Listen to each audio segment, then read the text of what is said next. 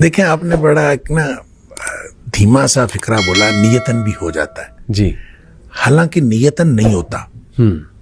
गुनाह जो है देखें, कुल्लु बनी आदम खत्ताउन, सही, अगरचे नबी पाक सल्लल्लाहु अलैहि वसल्लम ने फरमाया हर आदम का बेटा खताकार है, सही, हर इंसान से खता हो जाती है। बिल्कुल ठीक, वह खैरुल खत्ताइन तव्वाबुन, बेहतरीन खताकार वो हैं जो वापस आ जाते हैं। अल्लाह, अब मसला ये है कि हो जाता है और कर लिया जाता है, इसमें फर्क है। सही, नियतन जो शख्स करेगा वो तो करेगा, सही, वो पहले नियत करेगा सही, और फिर वो करेगा। बिल्कुल ठीक, लिहाजा गुनाह करने वाले और गुनाह जिनसे हो जाता है, इन दोनों में फर्क है। ठीक, देखें जो शख्स गुनाह करता है, अल्लाह ताला ने सूरह निसा के अंदर भी इसकी वजाहत फरमाई है, फर्क बताया कि कुछ लोग ऐसे हैं कि जिनसे गुनाह होता है और थुम्मा यतूबूना मिन करीबिन, वो फौरन तौबा करते हैं। अल्लाह अकबर, अच्छा, एक ये है कि वो गुनाह किए जाते हैं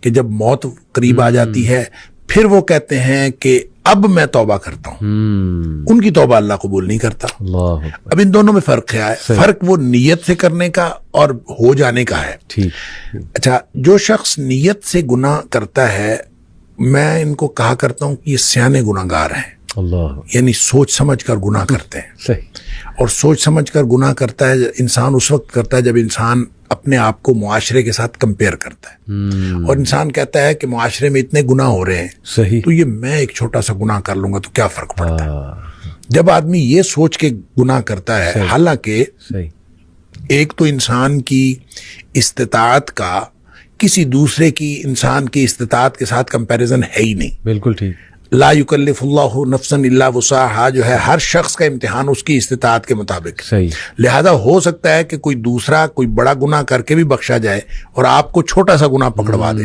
ये हो सकता है। लिहाजा आप किसी के साथ कंपैरिजन नहीं कर सही, सकते। सही, आपकी इस्तिताअत, आपकी सलाहियत वो अलग है, दूसरे की इस्तिताअत और सलाहियत अलग है। सही बात, उसका इम्तिहान उसकी इस्तिताअत के मुताबिक, आपका इम्तिहान आपकी इस्तिताअत। ट्रू, लिहाजा इसकी कंपैरिजन आप कर नहीं सकते। ठीक, लेकिन जो गुनाह करते हैं वो आमतौर पे इसको बुनियाद बनाते हैं, लोग इतने बड़े बड़े गुनाह कर रहे हैं, हम इतना छोटा सा कर लेंगे। ये जब सोच समझ के करते हैं तो इस कॉन्सेप्ट से तौबा की आमतौर पे तौफीक नहीं मिलती। अल्लाह, उसकी वजह यह है कि आदमी ने सोच समझ के किया होता है कि कोई हरज नहीं है कि मैं कर लूंगा तो क्या हरज है। उसको फिर तौबा की तरफ बिल उमूम उसका ध्यान तवज्जो ही नहीं जाती, क्योंकि उसने सोच के किया होता है क्या हरज है। बिल्कुल ठीक, दूसरे गुनाहगार वो हैं जिनसे हो जाता है, वो उसने ये तय किया होता है कि या अल्लाह मैंने कोई गुनाह नहीं करना, अल्लाह के साथ नियतन सही, उसने ये बात तय की होती है कि मैंने कोई गुनाह नहीं करना। बिल्कुल ठीक, गुनाह उससे भी हो जाता है, सही बात, क्योंकि कुल्लू बनी आदम खत्ता हो, सही,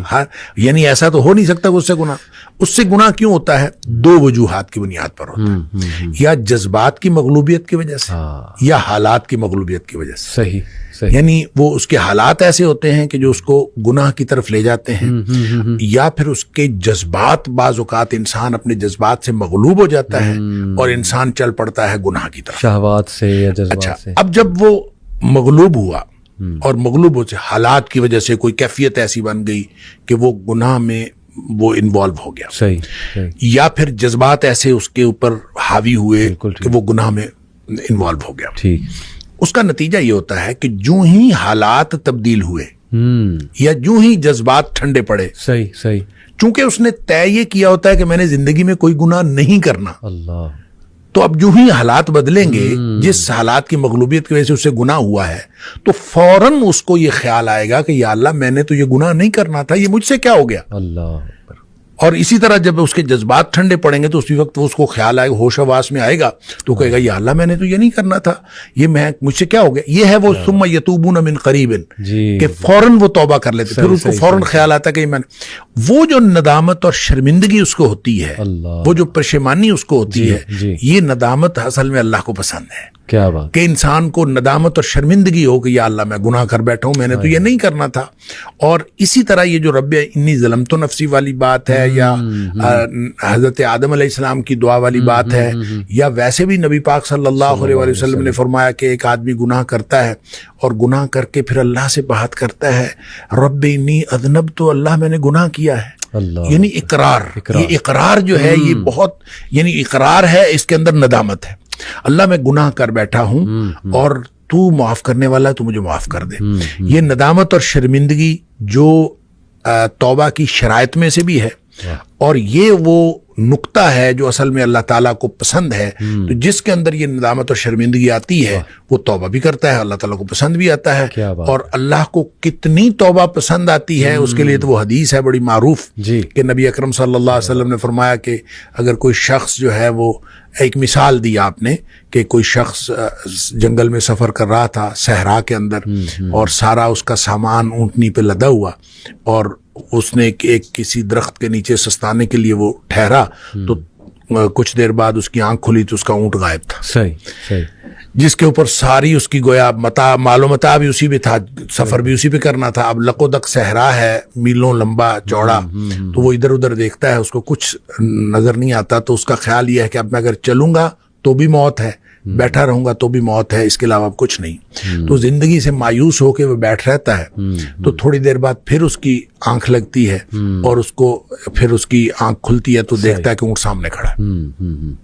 اتنا خوش ہوتا ہے کہ وہ کہتا ہے اللہم انت عبدی وانا ربک، اللہ تو میرا بندہ اور میں تیرا رب. اور نبی پاک صلی اللہ علیہ وسلم فرمایا کہ اخطا من شدت الفرح، اس نے یہ جو الٹ بات کہی، کہنا تھا کہ اللہ تو میرا رب اور میں تیرا بندہ، یہ جو بات الٹ کہی نبی پاک صلی اللہ علیہ وسلم میں اخطا من شدت الفرح، اس نے خوشی کی شدت کی وجہ سے بات الٹ کی. یعنی اس کو سمجھ نہیں آئی، اتنا خوش تھا اس کو سمجھ نہیں آئی، اور وہ خوشی کی شدت کی وجہ سے الٹ بات کر گیا.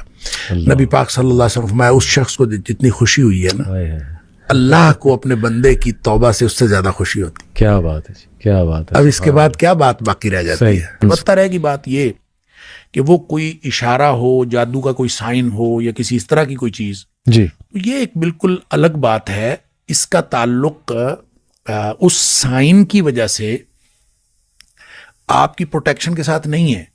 اچھا، سائن ایک ہو سکتا ہے کہ آپ کو کوئی وارننگ دی گئی ہو اور کسی طرح سے ایسا ہو، لیکن پروٹیکشن کی ادروائز بھی ضرورت ہے انسان کو. اس کو پروٹیکشن ویسے ہی لیتے رہنا چاہیے. اور جو صبح و شام کے اذکار ہیں یہ پروٹیکشن ہے، موقع دعائیں ہیں یہ، اور جو ویسے آپ رقیہ وغیرہ کرتے رہتے ہیں، یہ سارا یہ اپنے آپ کو اللہ کی پروٹیکشن میں دیتے رہنا چاہیے. آپ کو سائن نظر آئے چاہے نہ نظر آئے. لہٰذا اس کو آپ سائن سمجھیں گے تو بھی وہی حکم دیا گیا ہے کہ نماز پڑھیں اور تعوذ کریں، اور اپنے آپ کو اللہ تعالیٰ کو ایسے استعاذے جو ہیں جو اللہ تعالیٰ کی پناہ میں دینے کی، وہ اس طرح کی دعائیں پڑھیں تو آپ اپنے آپ کو اللہ کی پناہ میں دیں. زبردست. شیخ یہ بتائیے گا کہ کسی کو کوئی ڈریم آیا ہے تو وہ کس کے پاس انٹرپریٹ کروانے جائے؟ وہ اوصاف کیا ہیں اس انسان کے؟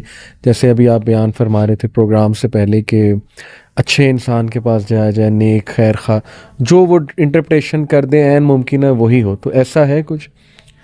اصل میں نا دیکھیں نبی کریم صلی اللہ علیہ وسلم فرمایا جو خواب ہوتا ہے نا، علی رجل طائر، یہ ایسے ہے جیسے پرندے کے پاؤں پر ہوتا ہے. اچھا، پرندے کے پاؤں پر ہوتا ہے، اس کا کیا مطلب ہے؟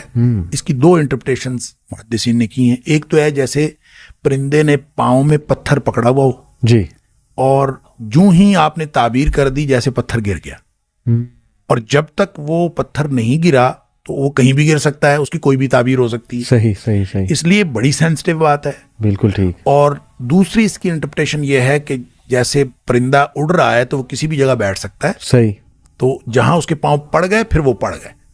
لہٰذا خواب تعبیر سے پہلے، یعنی دیکھنے کے بعد اور تعبیر سے پہلے وہ لٹک رہا ہوتا ہے. اس کی کوئی بھی تعبیر ہو سکتی ہے. اور اس کی تعبیر کروانے کے لیے آپ نے فرمایا کہ کسی نیک آدمی کے پاس عالم، ناصح، لبیب اور حبیب، اس طرح کے الفاظ آئے. اچھا، لبیب کہتے ہیں عقل مند آدمی کو، حبیب کہتے ہیں جس کے ساتھ آپ کی محبت ہو، اور ناصح خیر خواہ ہوتا ہے، اور عالم جس کے پاس علم ہوتا ہے. یہ وہ اصطلاحات ہیں کہ ایسے شخص کے پاس، اس سے جو بات سمجھ آتی ہے اس کو ہم کنکلوڈ یوں کر سکتے ہیں کہ ایسے شخص کے پاس جا کے تعبیر کروانی چاہیے جس سے آپ کو یہ پتہ ہو کہ یہ آپ کی خیر خواہی کرے گا.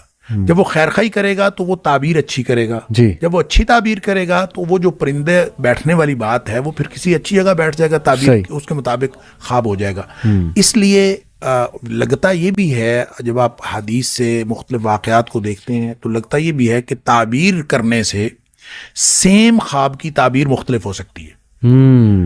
ایک روایت میں یہ بھی آتا ہے کہ آپ 4 قسم کے لوگوں سے تعبیر نہ کروائیں۔ اچھا، جاہل سے نہ کروائیں، دشمن سے نہ کروائیں، کم عقل بیوقوف آدمی سے نہ کروائیں، صحیح، عورت سے بھی نہ کروائیں۔ اچھا، یعنی آپ کسی عورت سے تعبیر کروائیں گے، عام طور پہ چونکہ خواتین زیادہ سینسٹیو ہوتی ہیں، ٹھیک، اور جو سینسٹیوٹی میں وہ عام طور پہ اس میں دوسری طرف جانے کا امکان ہوتا ہے۔ ٹھیک ہے، دشمن دشمنی کرے گا، جاہل جہالت کا اظہار کرے گا۔ اس لیے اس طرح کے لوگوں کی بجائے عالم عقل مند اس آدمی سے جس کا پتہ ہو کہ خیر خائی کرے گا۔ ٹھیک ہے، اچھا، ایک بڑی جو دلچسپ ایک واقعہ میں جی رہا تھا، مجھے بہت حیرت ہوئی کہ یہ اندازہ کیجئے آپ حضرت عائشہ صدیقہ رضی اللہ تعالیٰ عنہا والی جو حدیث میں آپ کے پاس پہلے بھی ذکر کر رہا جی تھا جی جی، کہ آپ فرماتی ہیں کہ ایک خاتون کو خواب آیا، اور اس کو خواب کئی دفعہ آیا، ایک ہی خواب۔ ایک دفعہ اس کو خواب آیا، اس کا شوہر گیا ہوا تھا سفر پہ، اور اس نے خواب میں دیکھا کہ اس کے گھر کا ستون گر گیا اور اس کے گھر بچہ پیدا ہوا ہے، وہ حاملہ تھی، صحیح، اس کے گھر بچہ پیدا ہوا ہے اور وہ کانا ہے آنکھ سے۔ ٹھیک ہے، وہ آئی آ کے اس نے نبی کریم صلی اللہ علیہ وسلم سے خواب بیان کیا۔ آپ نے فرمایا کہ تیرا شوہر خیر و عافیت کے ساتھ واپس آ جائے گا صحیح، اور تیرے گھر ایک نیک بچہ پیدا ہوگا۔ صحیح، بڑی خوش ہوئی، چلی گئی، ویسے ہی ہوا، جی، شوہر بھی خیریت سے واپس آ گیا، اللہ تعالیٰ نے بیٹا بھی عطا فرمایا۔ صحیح، پھر کہتے ہیں کہ اس نے کچھ عرصہ بعد پھر یہی خواب دیکھا، اور پھر وہی سچویشن تھی، وہ حاملہ بھی تھی اور اس کا شوہر گیا ہوا تھا۔ نبی کریم صلی اللہ علیہ وسلم نے پھر اس کی وہی تعبیر فرمائی۔ صحیح، تیسری دفعہ حضرت عائشہ صدیقہ رضی اللہ تعالیٰ فرماتی ہیں کہ پھر وہ خاتون آئی ایک دفعہ، نبی کریم صلی اللہ علیہ وسلم گھر پہ تشریف فرما نہیں تھے، تو اس نے کہا میں نے خواب دیکھا ہے اور میں نے خواب بتانا ہے نبی کریم صلی اللہ علیہ وسلم۔ صحیح، حضرت عائشہ صدیقہ رضی اللہ تعالیٰ نے فرماتی میں نے اس سے اصرار کیا کہ مجھے بتاؤ، وہ کہتی نہیں میں نے تو اللہ کے رسول صلی اللہ علیہ وسلم کو بتانا۔ صحیح، تو بہرحال اصرار کے بعد اس نے بتا دیا، اور سیم خواب تھا، سیم سچویشن تھی، صحیح، اس کا شوہر گیا ہوا تھا، اور حضرت عائشہ صدیقہ رضی اللہ تعالیٰ نے فرماتی میں نے سوچا ابھی ستون گر گیا ہے گھر کا اور بچہ کانا پیدا ہوا ہے، تو میں نے اس کی تعبیر کی کہ تمہارا شوہر فوت ہو جائے گا اور تمہارے گھر فاسق و فاجر بچہ پیدا ہوگا۔ تو وہ فرماتی ہیں ایسے ہی ہوا، اس کا شوہر فوت ہو گیا اور اس کے گھر بچہ پیدا ہوا اور وہ ٹھیک نہیں تھا۔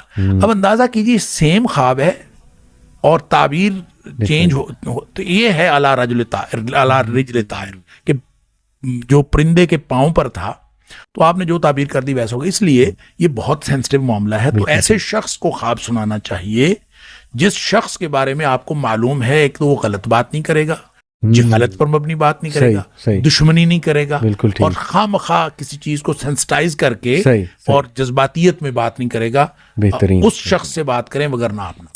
بہترین جی۔ ایک بڑی انٹرسٹنگ تھیوری شیخ ہے ڈریمز کے بارے میں۔ کچھ لوگ کہتے ہیں کہ ہماری جو روحیں ہیں، جیسے آپ نے بھی شروع میں بیان کیا اور قرآن سے بھی ثابت ہے، اللہ سبحانہ تعالیٰ روح جو ہے وہ اللہ کے پاس چلی جاتی جب ہم سوتے ہیں، قرآن مجید سے بھی ہے۔ تو وہ کہتے ہیں کہ یہ روح جو بھی اس کا سفر ہے، جو بھی وہ کر رہی ہے عالم ارواح میں یا جہاں بھی وہ گئی ہے، جیسے کسی فوت شدہ بندے سے ملاقات ہوتی ہے تو اس کی روح سے واقعی ہی ملاقات ہو رہی ہے۔ اس میں کتنی حقیقت ہے کہ کیا یہ روح کے ایکسپیرینسز کو ہم خواب کہتے ہیں؟ دیکھیں، یہ دو باتیں اس میں ہو سکتی ہیں۔ نبی کریم صلی اللہ علیہ وسلم نے ایسی کوئی بات تو نہیں فرمائی، لیکن یہ دو باتیں اس میں ہو سکتی ہیں۔ ایک بات تو یہ ہو سکتی ہے کہ واقعتاً روح وہ ایکسپیرینس کر رہی ہو، ایک یہ ہے کہ صرف روح محسوس کر رہی ہو، احساس ہو اس کا۔ یعنی آپ دیکھیں نا، خواب میں جی، اگر آپ کو سانپ ڈس رہا ہے جی، تو ایک تو اس کی انٹرپریٹیشن یہ ہو سکتی ہے کہ آپ واقعتاً کہیں کسی ایسی جگہ ہو جہاں سانپ موجود ہو اور سانپ ڈس رہا ہو، جی، جبکہ آپ جسمانی طور پر تو یہاں پڑے ہوئے ہیں، تو آپ یہاں پڑے ہوئے آپ ہل بھی رہے ہیں اور بعض اوقات آپ ایک خاص قسم کی کیفیت میں بھی مبتلا ہو رہے ہیں، جی، جسمانی طور پر بھی، صحیح، اور یہ محسوس کر رہے ہیں۔ تو وہ کیا صرف اور صرف خواب میں آپ نے دیکھا ہے یا ایکسپیرینس کیا؟ یہ دونوں باتیں ہو سکتی ہیں، لیکن لگتا یوں ہے کہ یہ خواب میں روح کا سفر ہے، صحیح، وہ باقاعدہ ایکسپیرینس کرتی ہے، وہ جاتی ہے۔ اللہ